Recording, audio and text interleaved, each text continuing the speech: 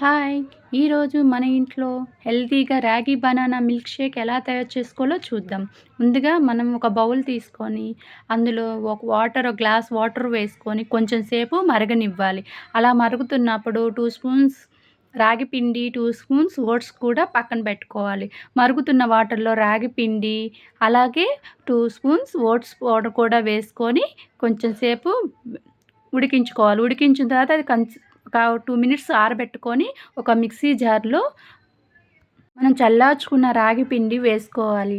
అలాగే పిల్లలు కదండీ హెల్తీగా ఇంట్లో ప్రోటీన్ పౌడర్ తయారు చేశాను. ఆ 2 స్పూన్స్ పౌడర్ కూడా వేసుకోవాలి. అలాగే మన స్వీట్‌నెస్ కోసం 2 స్పూన్స్ బెల్లము, అలాగే ఒక బనానా కూడా కట్ చేసి అందులో వేశాను. అలాగే 1 కప్పు మిల్క్ కూడా వేశాను. అంతే అండి. మిక్సీ పట్టుకొని ఒక గ్లాస్‌లో సర్వ్ చేసుకోవడం. మనకు కావాలంటే ఐస్ క్యూబ్స్ వేసుకోవాలి.